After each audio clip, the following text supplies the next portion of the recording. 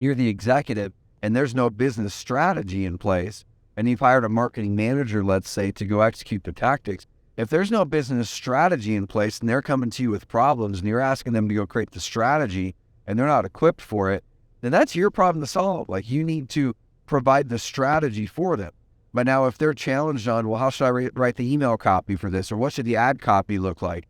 Or whatever, then that's their problem to solve. You can have opinions on it, but every single time you give them declarative opinions, you are the resource now. They're going to come back to you and you're going to forever be bottlenecking all the effort.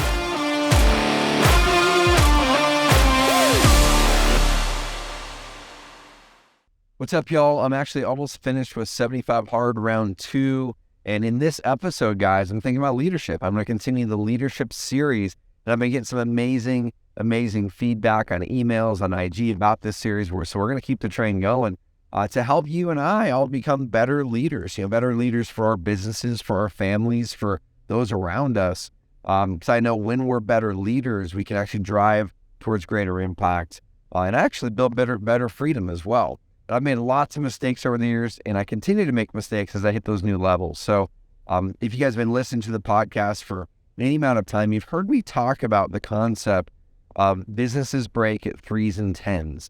And each one of those 3s and 10s, so 100,000, 300,000, $1 million, 3 million, 10 million, and so on, each one of those, a different thing breaks, and a different level of leadership has to be really grown into to grow through that level. So one of the things I'm going to talk about today is I'm going to talk about a couple concepts on how to lead and delegate more effectively. Because here's this leadership mistake. I don't know which leadership mistake I'm on. I made a lot of them, but you always want to continue to grow from them. So this leadership mistake is actually taking the monkey from other people's backs. So I read a book. This is probably 7-8 years ago. My leadership coach gave it to me. And I always have to kind of go back and recall parts of this book, because by nature, it's something I continually do have a challenge with. So I've got to keep on challenge myself on this. But the book's called The 1 Minute Manager and the Monkey. And the very, very simple concept of it is there's a manager. It's basically like a parable. There's a manager that really cares about the work and the job and cares about the employees. So the employees come, they have some challenges and problems. And the manager says, hey, you know what? I'd love to help you out. And the way they're helping the employees out in this book, and I think a lot of us can relate, is, you know what, cool. So you're having this challenge, Mr. and Mrs. Worker. I'm going to take this challenge on for you. I'll get back to you on Friday with some ideas and some thoughts on how we can fix it together. Okay, so that doesn't sound too bad on face value, right? You as the manager, you as a leader, the employee came to you, said, I've got a challenge. You're like, hey, you're a problem solver. You step into it and say, okay, I'll come back on Thursday. I'll come back on Friday. Why don't we meet next week? I'm going to bring some ideas to you. Or you take it on and say, okay, so they must be having a challenge on it. Why don't I just hammer this email out? Or why don't I just, hop on this call for them? Or why don't I just do this, that, or the other? The challenge is, even though we're trying to help our employee and trying to serve them, like, that's why we're doing it. We're not doing it because of lack of trust most of the time. That's going to be another leadership episode here coming up, is trust. But we're not doing it because of lack of trust most of the time, probably 9 times out of 10. Usually whenever I catch myself doing it, it's almost every single time because I want to help them. I'm a problem solver, so I'm going to roll up my sleeves to solve the problem. I remember my wife and I, we have been really, really growing our marriage in amazing ways. And we're in such a great season, I feel. And one of the things that I had relearned, I've probably learned this 10 times, but it's once again hard for me to apply sometimes, is that our wives don't want us to solve the problem for them, right? And that's taken me a long time to learn, and I think I'm applying it a lot better today, especially this past year or two, that when our wives come to us with challenges and problems, we immediately kick into problem-solving mode. Hey, babe, I've got 3 ideas now to solve that, or why don't we just solve this? And oftentimes, unless they really ask us to, they don't want us to solve it, right? They don't want us to. They want us to listen, to really show that we care about them and we're there for them. But they oftentimes already have the solution, the same solution you're going to bring. They already know. They just want someone to be there for them, right? And so leadership is the same. That oftentimes that employee has the solution within them. You've just trained them as a leader to come to you to solve problems. So they don't have to work that muscle. They don't have to work that muscle, but they probably have the skill set. So how do we now deal with this? Well, in the book, The 1 Minute Manager of the Monkey, what they say is you've got to keep the monkeys on the appropriate backs. So if it's something your employee brings to you and it is part of their job, it's not part of your job description, that's their monkey. That monkey stays on their back. It doesn't stay in your back. And so in this leadership lesson about keeping the monkeys on the appropriate backs and not taking on the work of your employees, that's the key, is asking them some key questions. And here's a couple concepts that works amazingly well. And I do it probably most of the time, but there's probably 25% of the time that I'll fall back into those patterns sometimes, because it might be, man, I'm busy in that moment, and it feels easier just to solve the problem, right? It might be that, man, I've got the answer to that clearly. Like, I've thought about this thing. Why should I have them waste all this time to go try to find the answer when I've already got the answer, right? All these justifications we create. But once again, every single time we give that answer to that employee, if that's within their job description to go solve the answer, we are empowering them to bring you all of the problems without solutions.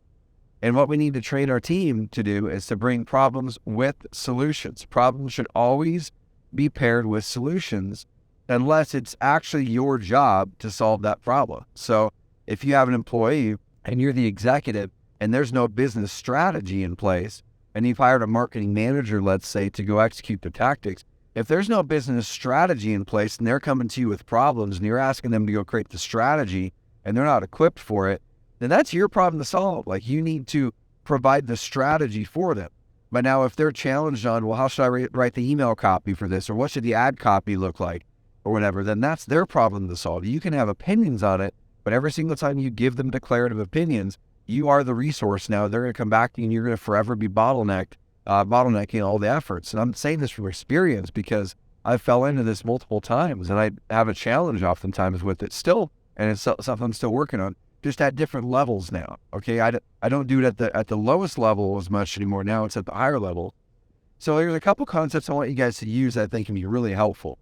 One of them is called the 1-3-1 principle. And the other one's called the 10-80-10 principle. So I want you to internalize these, write these down.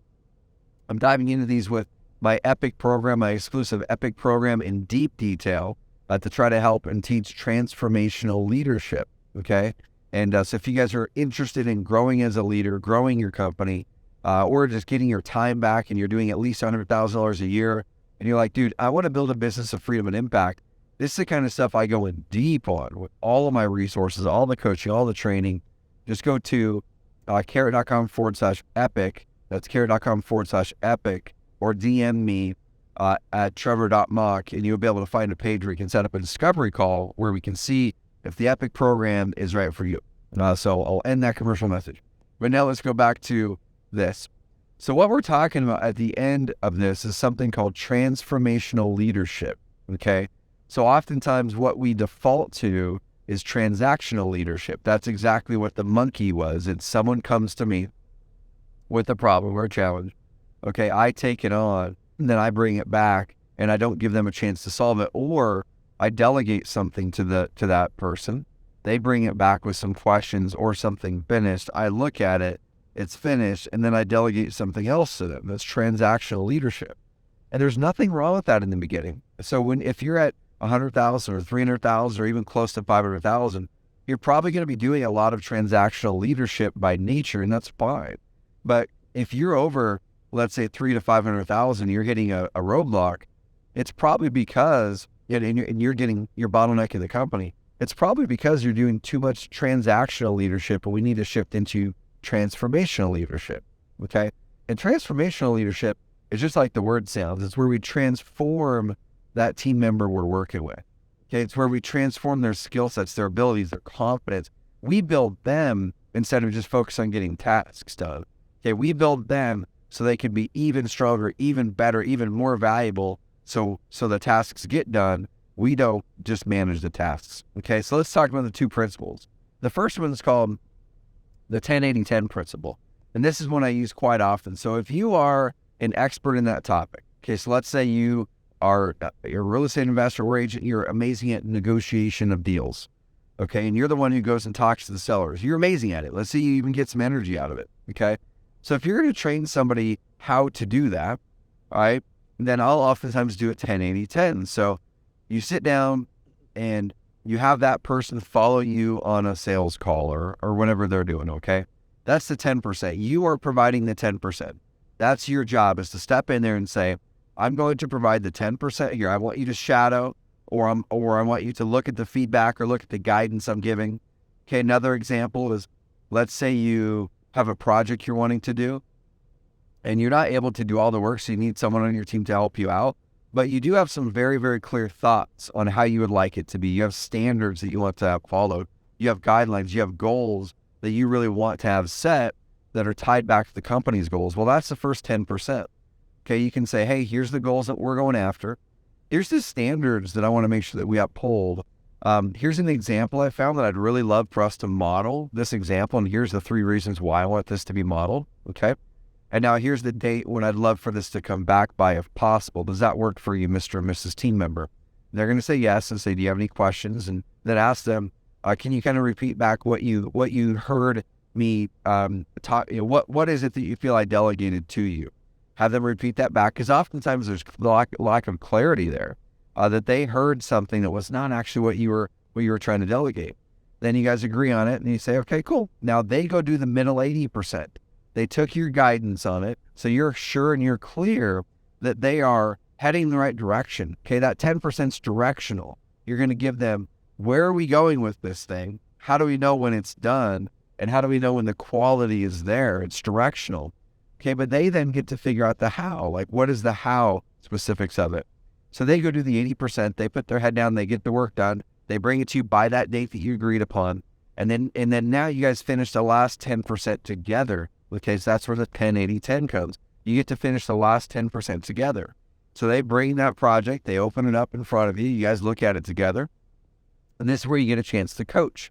So you, if you see some things you love, call it out and praise it. If you see some things that they're way off on, ask them some questions. And this is where I fall into traps. I'll sometimes give declarative answers. Hey, why don't we change this to this? Hey, why don't we do this to this? And that doesn't really teach them your thought process, because that's what we're trying to do here, is trying to teach the thought process. So as we guide someone through how to do this thing 1, 2, 3 times, now they are the holder of that expertise. And now you are the person who doesn't have to do that anymore. You just bought back some time. Okay. So that last 10% is for coaching and a little bit of correcting. It's like you get to edit it with them now. Okay. But ideally, you're not redoing parts of it for them. You're editing by asking them some questions, ideally. Now, if you discover that they just don't have that skill set at all to finish those parts to the quality, then you can dive in, finish that work, but then show it to them and coach them on why and how you came to those conclusions. Okay. So then you wrap it up, you're successful. That's 10-80-10. It's when you have the skill set, you are the expert in that topic. You've got some standards, some boundaries, some guidelines that you are really wanting to make sure are upheld in this process. You send them away, then they come back. I think the best example I can think of is, let's say you're hiring someone to build your website for you, your Carrot website for you, or a logo, right? So oftentimes we do 10-80-10 perfectly when we're working with someone outside of our company, like a consultant, right? That logo consultant's going to say, hey, cool, what do you want? So you're going to give them everything that you want in that logo. I want it to look like this and feel like this, and here's the colors I want to have used, and here's an example of something that's kind of similar to it. Okay, they're going to go away and do the work. They're going to come back now, and now you're going to get to coach, hey, that's great, but this little element here kind of doesn't really give the feeling I was hoping. Can you give me a shot at giving this feeling this way? And here's maybe a thought on how you can do it. That's 10-80-10. You guys are already doing it. Let's just do that with our team members more. Okay. What we do most of the time is 2 things. We'll either do 80-20, right? We'll do 80% of the project and we'll hand it off to somebody at the end, and we expect them to now try to live up to the standard that we've set on it, when we didn't give them a chance to really work through that. We didn't give them a chance to really fail through that. So they're just probably going to fail, and they're going to bring the work back to you. And even that last little bit isn't going to be right, because you're going to have an open loop in your mind on that last 10%, and you didn't get a chance to have that conversation with them. That's where sometimes I'll inadvertently fall into, micromanaging that little thing here or there, which doesn't happen as much anymore, but that's something that was a natural tendency of mine because I'm a problem solver, right? Or another fault that we'll fall into is we'll do, something on the opposite. We'll do like 10-90, right? Where we briefly meet with somebody. We don't give them enough guidance. We don't give them enough declarative things that are going to show, hey, here's what we're really trying to get to. Here's the outcome I'm really trying to drive with this thing. And then we let them run with it. And then we pull it out of our brains because we're like, hey, I delegated, they're a smart person. And then 3 weeks later, you go, man, I wonder how that thing went. Because you didn't hear the update on it, because there wasn't the loop to be closed on that, because you have not worked with that person to build the confidence for you to have them be the expert in the company for that thing. So now you have an open loop, and then you ask them, say, hey, I haven't heard an update on this. Where's it at? And then it starts to build that mistrust with the team. They think that you mistrust them. Now, you probably trust them as a person, but you haven't yet built the trust battery up for their quality of work yet, because you haven't seen them and had a chance to 10 coach them fully yet. So you don't really have confidence that they can do the work at the level that you want to, because you've never seen them do it yet, which is pretty natural, right? We've seen it communicate. So the last concept is the 1-3-1, which is very, very similar with 10-80-10. It's actually an extension of 10-80-10. So when you guys decide on the challenge or the problem that you're trying to solve with this project or effort, what we'll oftentimes do is we'll say, hey, you awesome, can you just go ahead and whip up something to solve this with me? They'll go away and they'll whip up their best idea, and they'll come back and you're like, man, this is way up. This isn't even close. And it's often not close because that person was trying to solve a different problem than you, okay? They thought the problem was X and you thought the problem was Y.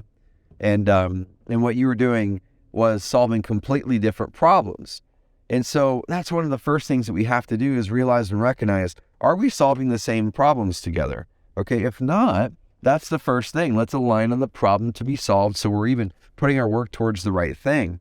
The next thing then is we want to take the monkey off of our backs and put the monkey on their back and let them grow and have this be an opportunity for them to transform. So the 1 in 1-3-1 is, what's the one problem we're trying to solve? The 3 is, hey, Mr. and Mrs. Team Member, can you go away? How's Friday this week work, or Tuesday next week work? Can you go away and find your 3, do the research, talk to team members, talk to whoever you need to talk to, get a course, get a book. Can you bring back the 3 best ways that you think we can solve this problem? It's important why it's 3, okay? It's 3 because we want them to research. We want them to dive in and have to tease through different things. We don't want them to do a Google search, find one thing and bring that one thing back to you because it's easy. And sometimes people will do that. They're like, oh, my boss just wants me to bring something back to them. No, in this case, we want you to learn how to reason through solving that thing. Okay, and I want you to bring 3 because it shows that you have gone through research, teased through multiple ideas, and then the 1 is, I want you to bring back the 1 recommendation from those 3 that you suggest that we should do. Okay, so the 1 is, let's identify the problem or the challenge we're trying to solve so we're aligned on that. Number 2 is, by this date, bring back your 3 best ideas on how to solve this problem in writing if possible. And then the 1 is, when you bring those 3 ideas back, walk me through the 3 briefly and then tell me which one you suggest that we should do and why. I want to know the why, because what we're trying to do here, guys and gals, is not just figure out how to solve this one problem. We're trying to help them transform. I want to help coach their mindset. I want to help coach the way that they think. And in order to help coach the way that they think, we have to pass along those mental models. And the best way to pass along the mental models is to ask them how they came to those conclusions. Okay, how did you come up with this answer? If they brought back 3 things that you feel just are not the right 3 things, that they're not going to solve the problem, you've got an idea that you're confident is going to solve the problem that they didn't bring back. Now you get a chance to ask them some questions. Hey, say thanks. I so appreciate you bringing these back. I think they're really good. How did you come to these? What did you look at? Okay, I looked at this, looked at this, looked at this. Okay, that's great. One thing that I see here is I think there's a greater opportunity to push for this thing here, to solve for this, and these kind of do it at a level, but they don't really go deep enough. And I'm afraid that if we do one of these 3 things, or do that one that you recommended, what's your confidence level, Mr. and Mrs. Team Member, that we're going to solve the problem with that one? Well, probably 50%. Okay, cool. So how do we raise that to 100%? How do we raise it to 80% at least?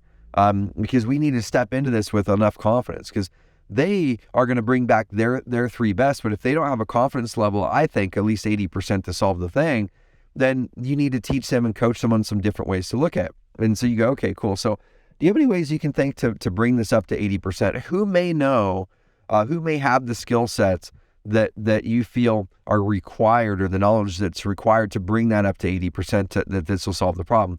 Well, I think you might, Mr. and Mrs. Boss. Okay, cool. I probably do. Who else though? Is there somebody else? I'm not sure. I think it's just you. Well, there's probably more than just me. So if you had to pick somebody else, is there anybody else in the company, or is there anyone on YouTube you've been following, or is there anyone that you've researched that's an expert on this topic? Oh, shoot. Yeah. This person on article number 2 that I read, they seem like they're an expert.